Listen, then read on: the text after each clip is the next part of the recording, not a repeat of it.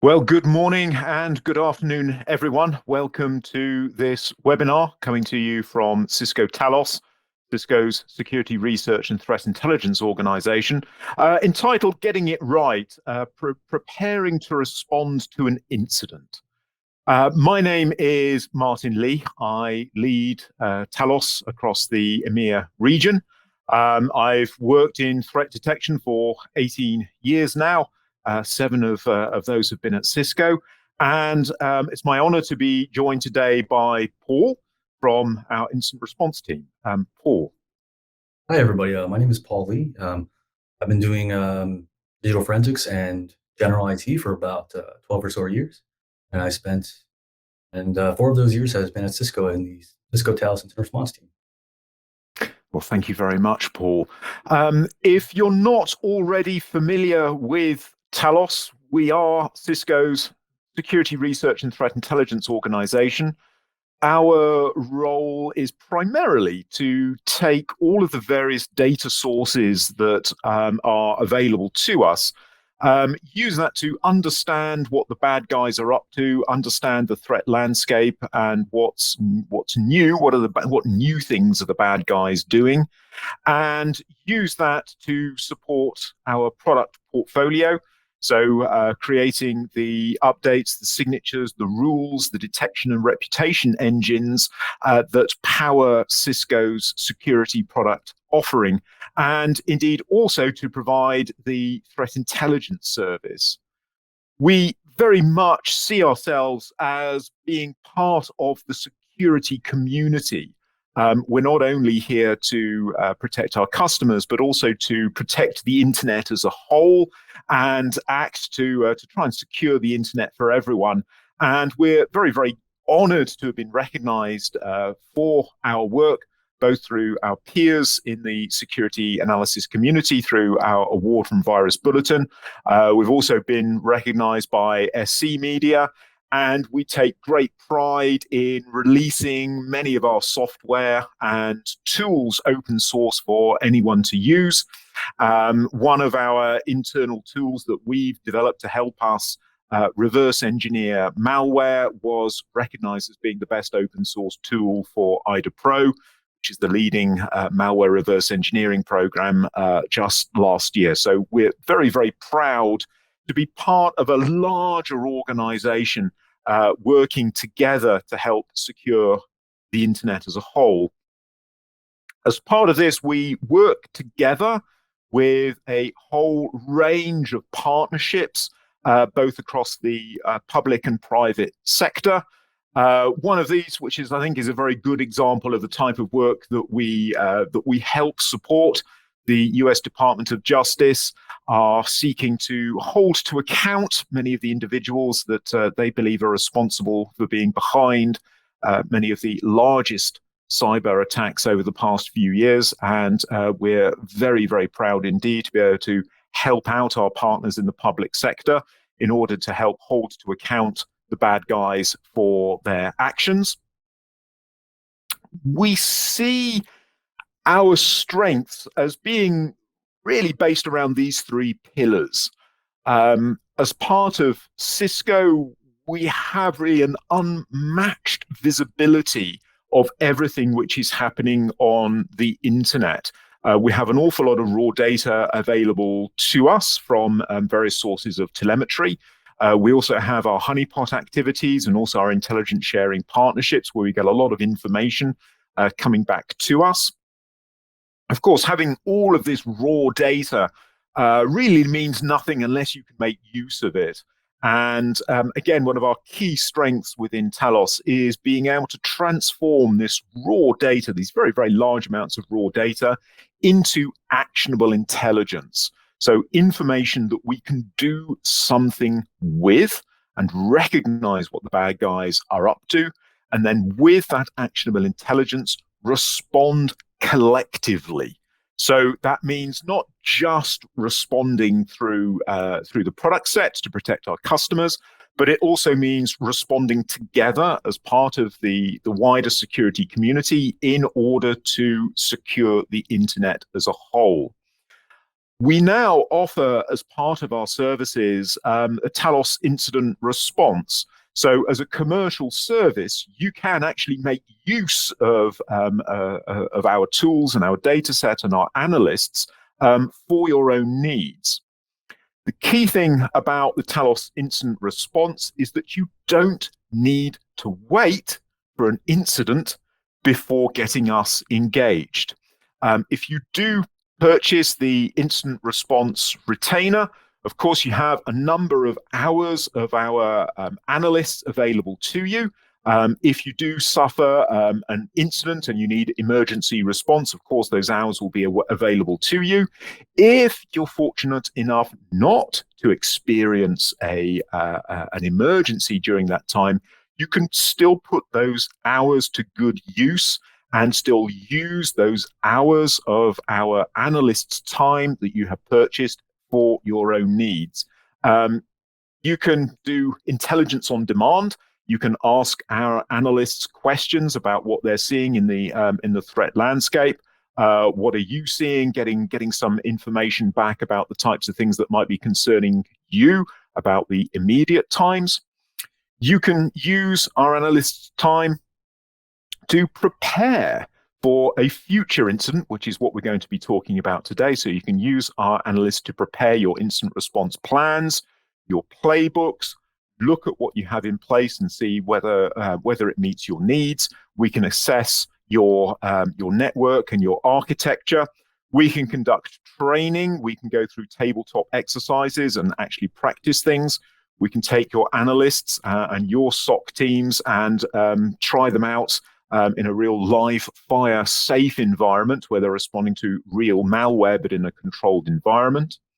Of course, we're also there to help you with detecting threats. You can use our time to look to see whether any of your data has been leaked or if there's any indications that you've suffered a breach. We can help you with threat hunting and use our skills in hunting threats that we put to good use across the internet in your own environment so that we can hunt down any bad guys that might be affecting you.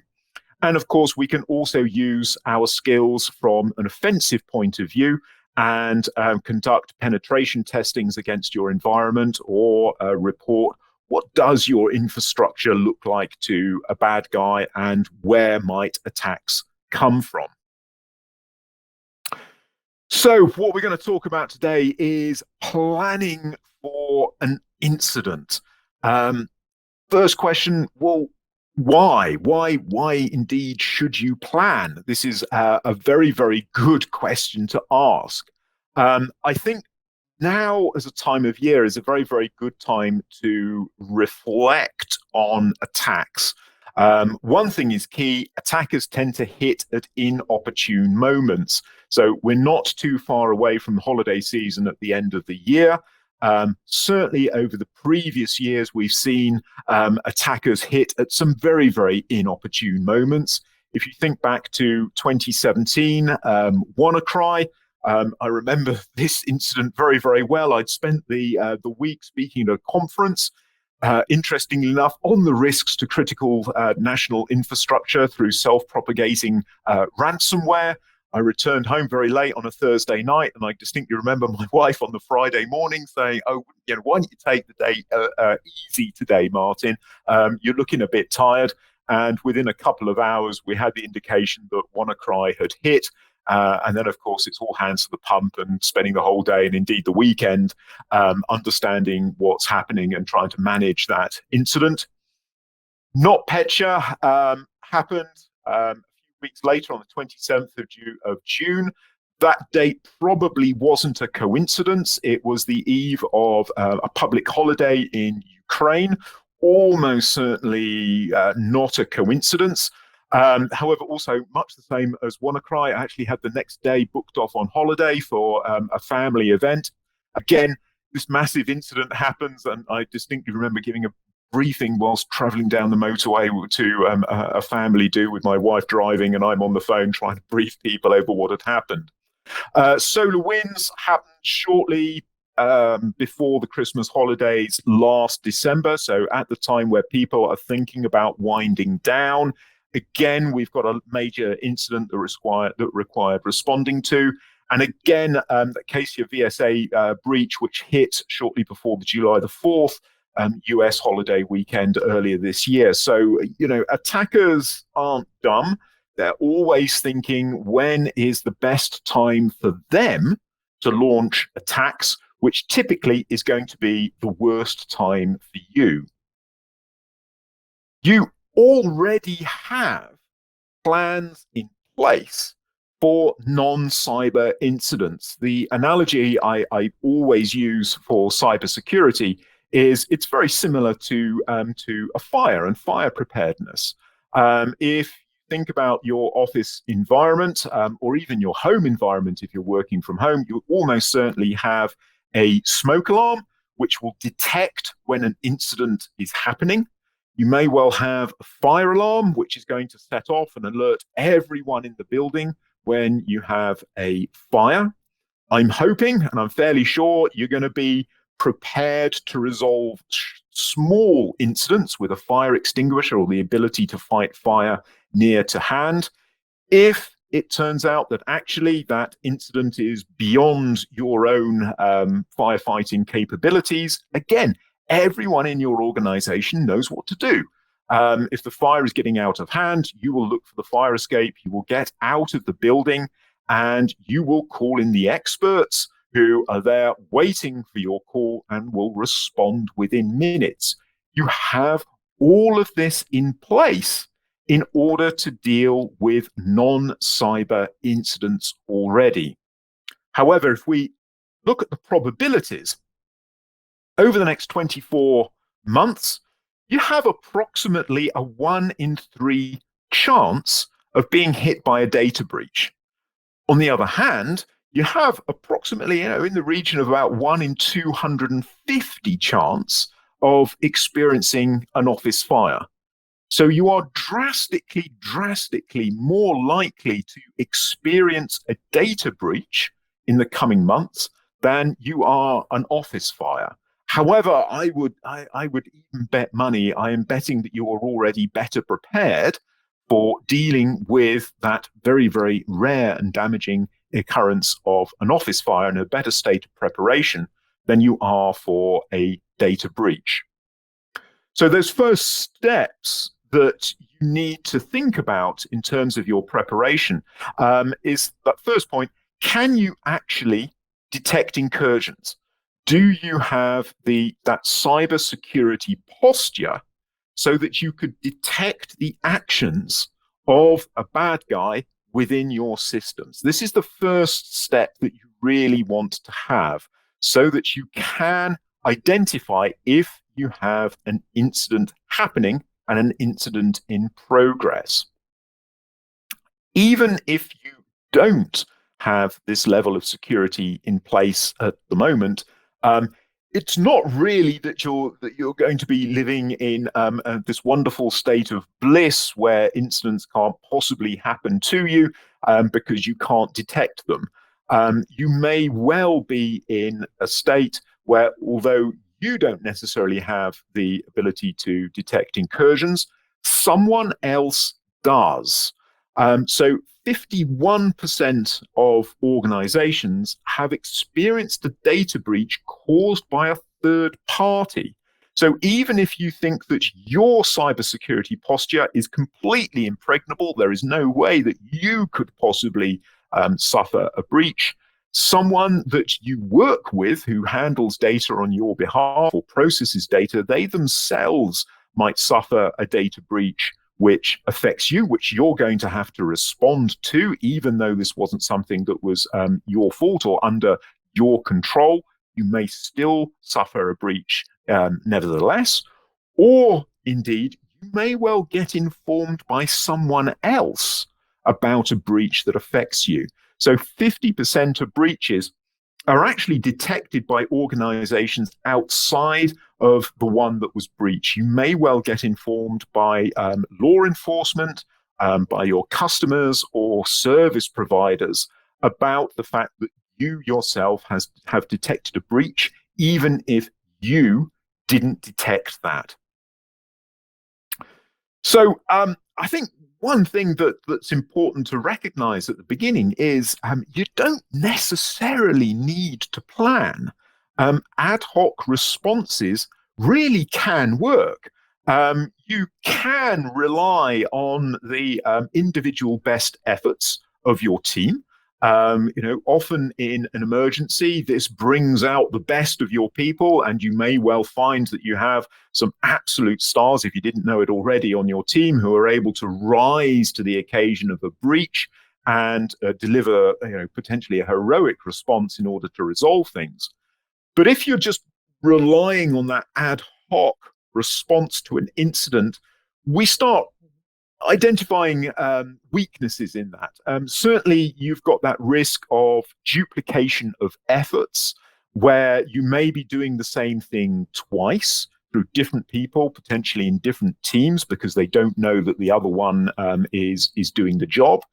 You certainly risk that issue of some of those responses being over hasty and slightly panicked because it's something that people haven't planned and prepared for. They're not expecting it. So they're going to respond according to their gut feelings and what they think is necessary.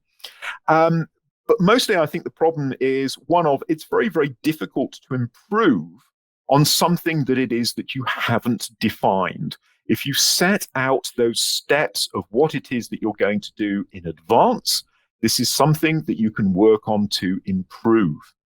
And I think that old adage, failure to plan is planning to fail, is actually true.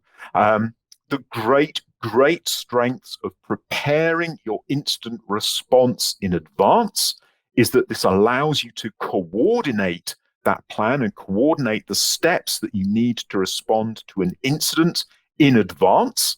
A plan is something that can be distributed to different team members and different functions to get their feedback and for them to prepare their own role in that organizational response. And also, if you have that plan, this is something that you can rehearse. It's something that you can practice. It's something you can work through in advance in the same way that you practice fire alarms and fire drills. You can do the same thing when it comes to incident responses. So you can test that plan, see what's working, what isn't working, and change it if necessary. One of the things to think about in terms of your incident response plan or your response to an incident is who will be involved in that incident. Certainly, your cybersecurity team is going to be involved. They're the people that you might think are going to be primarily involved. They are certainly going to be the ones that are identifying the source of the breach, where the bad guy has come from, how did they get in, what steps did the bad guy take, and take the steps to actually block the bad guy, cut off their access, cut off their command and control infrastructure so that things don't get worse. You've then got that role, which may be split over different teams if you don't have a specific team, for bringing actions back to normal, backing up, recovering your systems from backup, restoring them to that pre-breach state before you were breached so that you're getting functions back to normal again. Certainly, you're going to need the involvement of your IT team. Once you've restored a system, we do need to verify that that system is functioning correctly and all the functionality that your organization relies on is working up and working again. There may be post-restoration problems where some of the changes that have been made to that system weren't reflected in the backups because they were made post the last backup being taken.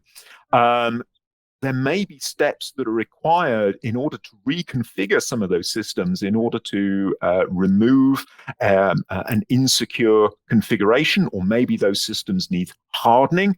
And again, those systems will need testing to make sure that that's worked and that hasn't taken away vital functionality. Already, we've got 3 different teams, or at least 3 different roles that we can see. So certainly we're going to require a coordinator. We need someone who's going to coordinate between the various teams. keep track of the tasks and resources and who's doing what and when is a task due to be completed. And we also need that person to act as a point of contact. There's going to be queries which are going to be coming in. Somebody needs to field them. We certainly don't want to distract our teams which are restoring functionality. So clearly we need a coordinator. As part of this, you may well wish to have external incident response consultants who can use their experience in responding to these kinds of incidents. They can provide expert guidance and just their expertise to these teams, resolve problems, speed things up, provide advice, indeed also collect the forensics of who was behind the attack, how did this happen, those detailed forensics, which is very much an expert job, and identify the root cause. What was the reason that led to this breach so that you can address that and make things better in the post-breach environment? We also want to be able to make sure that although we might have removed the attacker's initial breach of your organization, they may still be persisting somewhere. And again, this is the type of thing that you want to get experts in who are expert at threat hunting to be able to identify, is a bad guy still persisting in your organization? If so, how can we remove them? So this is the first set of teams which comes to mind when we think about who do we need to respond to an incident. But of course, it doesn't stop there. There's many, many other teams involved as well. If that breach has affected employee data in some way, or potentially if there was insider involvement, not all breaches are being caused by external malicious hackers. You may well have someone who's connected to your organization who was partly involved in the breach. This is something you need to get your HR team involved in. So we're going to have to involve HR in some way. You may well need to liaise with regulators. There may be regulatory involvement in your breach, notably with notifications. Who do you need to notify and when? This is going to be, you're going to need your legal team involved here. Similarly, if you've got those forensics, going to want to liaise with law enforcement as well. Hopefully we can hold the bad guy to account for their actions and identify them and hopefully get them put behind bars so they're not attacking further organizations. You're going to need your legal team's involvement in order to help with this. You're not going to be able to keep quiet about it. Your customers are likely to want to know what's happening if you can't supply functionality that you're under contractual obligations to supply. Similarly, your suppliers are also probably going to want to know what's happening. So we're going to need some form of external communications to third parties, informing them about what's happened. And once we start informing third parties, we may well get media involvement as well and have media wanting to know what's happening. So yeah, we're going to need the PR team in order to take lead on communications. Our CISO, the guy who's in head of information security, is certainly going to be involved in this. Ultimately, breaches will come under his or her jurisdiction. It's going to be the CISO's role to direct those business recovery operations and lead that post-compromise improvement so that the thing doesn't happen again, and also keep the board of directors informed. Ultimately, the board is responsible for the risk management process. They need to be kept abreast of any findings about the breach or indeed what's happening. And also, we're going to need them on our side in order to secure the budget. So actually, when you start planning this out, this becomes quite a large operation. It's possibly larger than you might imagine at first glance. So what are we actually going to need within our plan? Certainly, we're going to need to know what's the criteria for kicking off this plan. When are we going to move from something just being an event something which is business as normal that we can handle and deal with as part of our usual operations? When does this escalate into something that becomes an incident when we're going to have to involve other teams? So we need the criteria for declaring an incident defined in advance so that we know what an incident looks like, so that we can respond appropriately. Not every event is going to be an incident, but when an incident happens, we need to recognize this and we need to respond. We need to know who decides. Who is it who's going to, press the button marked incident and actually kick this off? Given that attackers hit at inopportune moments. So what happens when somebody identifies that there's something that meets the criteria of an incident in the middle of the night? On a public holiday? Are you expecting them to liaise with the person who might not be on duty, but who's nominated as the incident caller? What happens if they're on vacation and aren't available? Or what happens if they're at a party and actually are, should we say, incapable of making a decision? We need to think about these things in advance and think about, well, what is it that we are actually going to do? Our plan will need a strategic overview, something which is at a very, very high level, which is describing how the various pieces of the plan fit together so that we can describe to the people who are involved in responding, or indeed to senior management, what it is that we are going to do at a very high level and how do these pieces fit together. So whilst a strategic overview is very, very necessary, it's not on its own sufficient. We're also going to need that tactical overview of describing what are the processes that are actually going to be followed. When we're experiencing an incident, what is it that we need to do? Also, who is going to do it? Who is actually going to carry out the various parts of that plan? And when something needs to be escalated because it's become a problem, or maybe it hasn't been delivered as soon or as quickly, or maybe in the same way that we'd expected, who do we escalate that to? Who do we need to tell? And how do we notify people that actually something has changed and we need to modify this or do something again? These things need to be described in advance. So actually our tactical plan becomes very much like a map that tells us that if we find ourselves in this particular position, we know we need to get over here. How do we actually get there? What are the steps that we need to take? Who do we need to involve? How do we go about this? And once we start thinking about this, we're also going to identify other things that are important. That question of notifications. Who do you need to tell? And at what point do you need to inform them? This may well be a regulatory requirement. It's certainly something that you need to be aware of. Or indeed, what is it that you need to say? What are you going to tell them? What information are you going to impart? Given that at any one point, you're certainly at the beginning of a response, you're not going to know the full picture.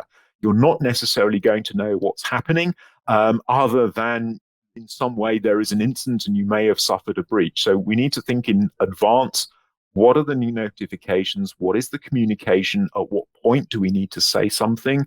And indeed, do we actually need to say anything at all? Or is there an absolute minimum that we need to say that's actually going to be the optimum strategy? We need to think about how are we going to get back to normal once we've contained the incident, once we know that it's under control, we know that the bad guys are no longer actively causing us damage. What is it that we're going to do? Who is going to do that? And most importantly, in what order? Is there certain prerequisites that need to be in place as we start bringing functionality back? Often we can't just restart functionality in any old order. Certain things need to come up first and be available for the next thing in plan, in the step. So what does that plan look like? Are there any tools that we need to have in place in order to do this. And indeed, in setting out this plan, we may well find things that really are absolutely impossible. Who is going to restart that server that hasn't been touched in 8 years? What are the dangers in doing that?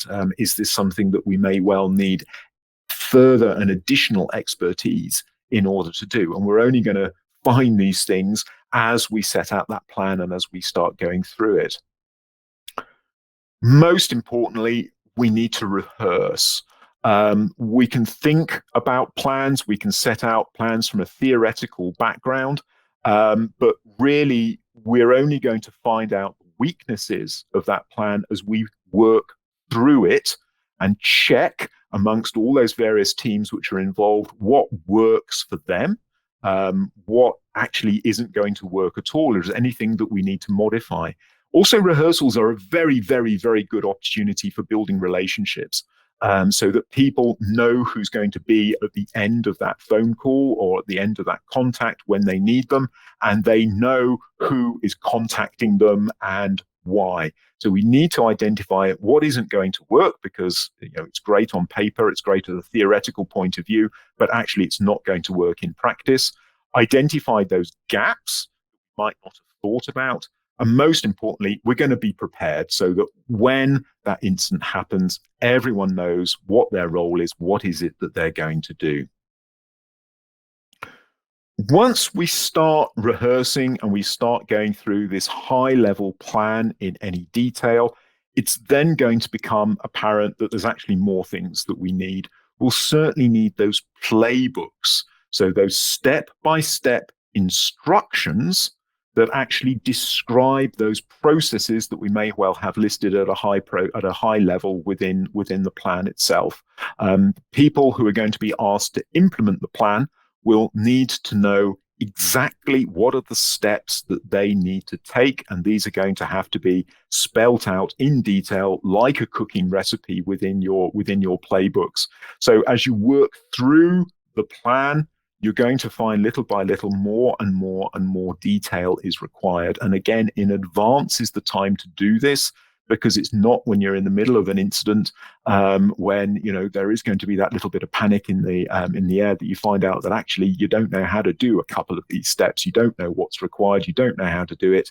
Sort these things out in advance.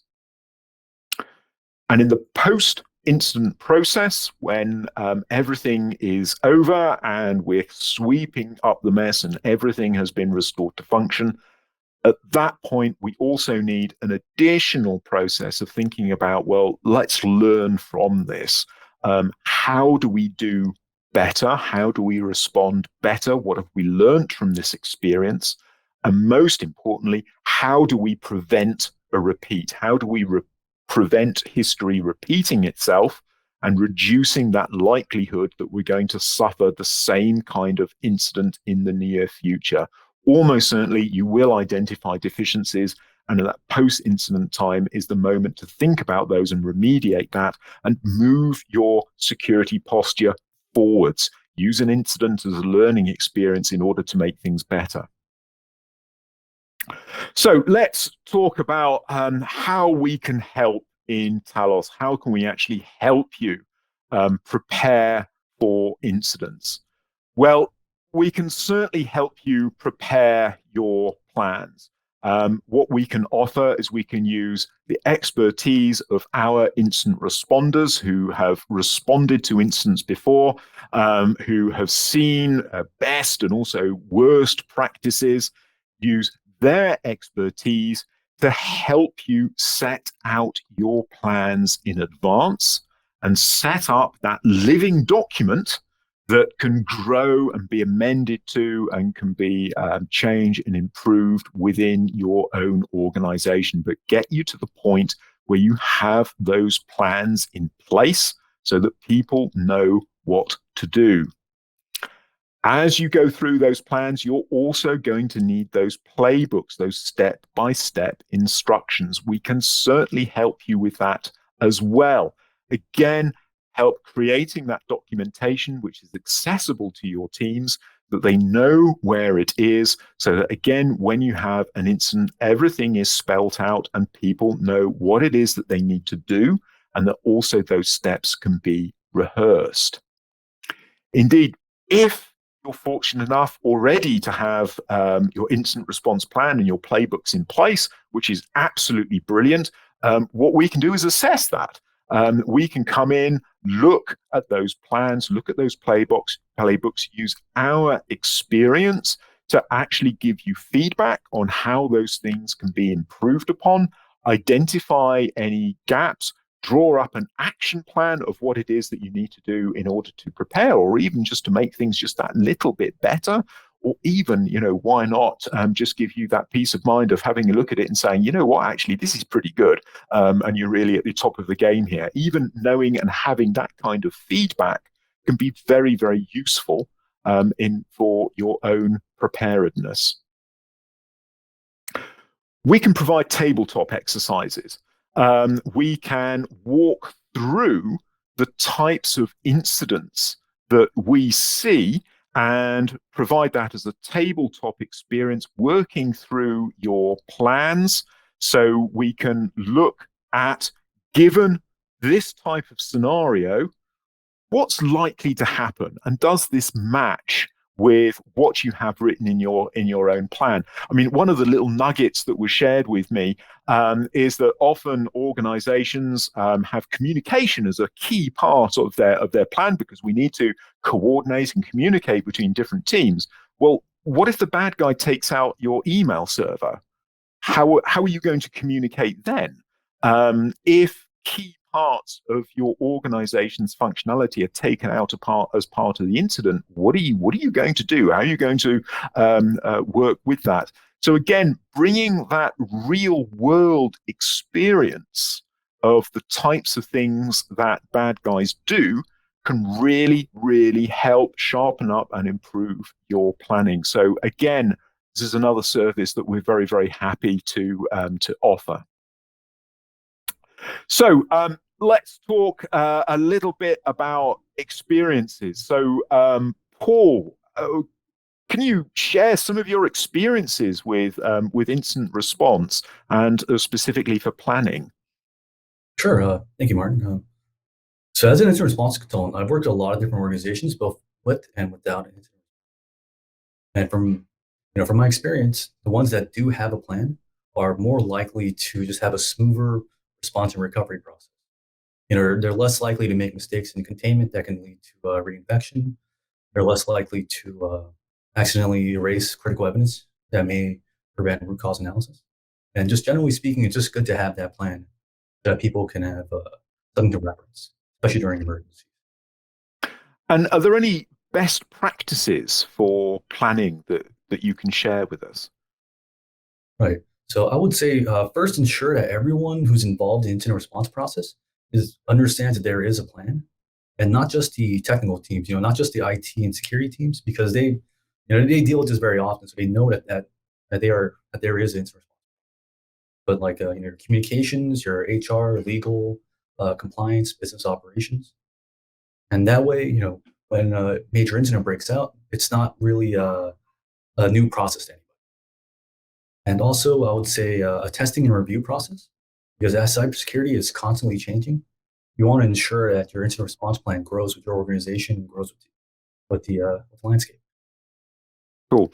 And how can Talos help prepare organizations? Oh, so we have a lot of different service offerings, from IR plan development, which can range from if you have new organizations that's just kind of establishing their incident response policy.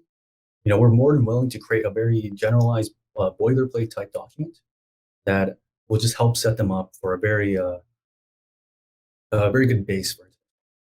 And for more advanced organizations, we're more than happy to review all their existing documentation, suggest changes, reviews, and just ensure that it's aligned with all of their existing regulatory requirements.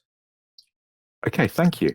I should say to everyone on the call, we will be doing a question session at the end. So please enter any questions that you have for us in the comments tab or in the Q&A tab, and we'll get to those in a minute or so. So call to action of what you should think of doing is certainly start by mapping your assets. Have an idea of actually what it is that you're responsible for, what is comprising your organization, and what needs to be prioritized within an incident. Have awareness of what is the team that's going to respond to that. Make sure that they're aware of it and when they might be called, so you have that in place.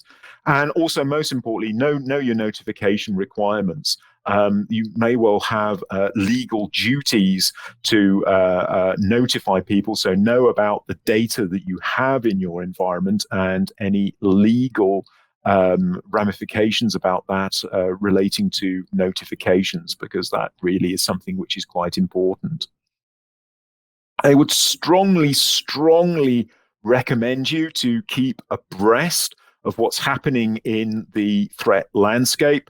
We publish everything that we are able to on our blog.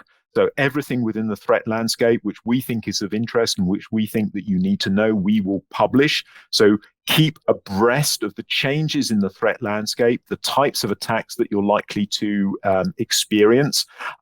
Certainly, the bad guys aren't getting any dumber. We do see an awful lot of innovation within the bad guys, within the threat actors. So you need to be aware of that, because you need to know what the bad guys are up to in order to protect yourself against that. We are very active on social media. So please keep abreast of what it is that we're finding, so that you're aware of that. And also make sure that you've got our contact numbers or our contact details on hand if you need us. But again, remember, you don't have to wait for an emergency in order to get in touch. We can help you prepare for an incident if and when it happens. So with that, I'll open up for questions. Mitch, what more can we say? What more would people like to know? Well, we have a couple questions here. So welcome from the control room here, and let's get a couple of these questions out. Like Martin mentioned, you can just drop a comment where you're watching on YouTube or Twitter. I'm looking at the stats right now. It looks like our uplink to LinkedIn is down. So I don't think anybody's watching there. I'm being told LinkedIn is having trouble, not us. So that's on there. So I don't think anybody's watching anything on LinkedIn right now. But we prepared for that, Mitch, right? I mean, we had a response plan. Yes, so you are also able to join us on YouTube and on Twitter, and you can just leave a comment there. John Munshaw, our Intrepid Social Editor, is out there collecting those and getting those back to us. A couple that we do have already. The first one we got is, how often should folks update our incident response plan? And how can we test those plans when we update them? That is probably going to take a second to answer. So I'll leave you guys to that. And also, I will defer to Paul on this one. I think Paul is the expert on this. Right. So I would say at least once a year that you want to just go through and review your incident response. More if you can, but it's just whatever your team's available to do, whatever your available bandwidth. And you want to test it through something like a tabletop exercise is a very easy way to test it. You just walk through the major steps of an incident. Just go through your business operations and business continuity plan, and just ensure that all the weird missteps that might occur during an incident, it can be addressed. Fantastic. So we have another question coming in. This one's relating to the person's asking if they should start with. There's actually a couple questions, so I'm going to put these together here. One is, red team a good place to start in terms of an incident response plan?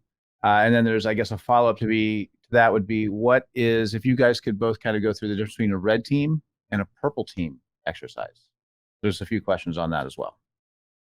So if I can take that. So yeah, I mean, having a red team is someone that takes the role of an external threat actor trying to execute those hacking operations, or looking at your system as a malicious threat actor would from the outside, trying to find those holes, trying to find the gaps. I think the thing which is very important to remember is the bad guys will be looking for any weakness. So if there's any system which isn't quite up to date and fully patched, I mean, you may well be very, very proud at having a 99% patch rate, which is wonderful. However, the bad guys will be looking for that 1%, those easy ways in. So that's a very, very important thing to remember and to be aware of. Similarly, from the inside, it might not be obvious the way that a bad guy would look at your systems. It's often quite difficult to sort of step out of your role as a defender and thinking about things as a defender, to step into the role of an attacker, or to have that external validation of someone coming along as a friendly attacker, to look at your organization, look what it looks like from the outside, and think, how is it that would be attacked?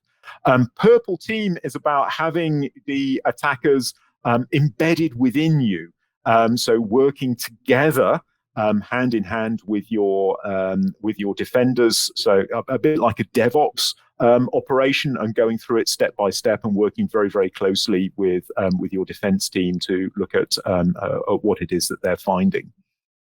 Paul. Right, I think you hit the nail on the head.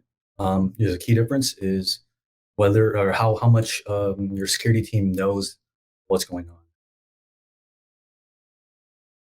And Paul, I mean, can I follow up on that? Is this something that you find that actually, when you start doing that purple teaming exercise, that the internal security analysts within that organization don't necessarily pick up on the traces that are being left by the attackers? Is this a common problem? I would say it depends on how you want to approach it. Just, for a red teaming, it's more of an honest view, I guess, of the organization. Whereas, your security analysts during a red team exercise, they don't know what's going on. It's more aligned with what they're going to do on a normal day. Whereas for purple teaming, they might get a fuller view of the attack, but it's also not as aligned with what might happen like regularly. I'll say each has its own advantage. Fantastic. That is going to do it for the question queue for right now. Fortunately, most of those questions were very much aligned with each other, and unfortunately, we're missing all of our questions from LinkedIn. So, but I want to thank everybody for joining us, and toss it back to you, Martin, and to you, Paul, to take us home and close us down for the day.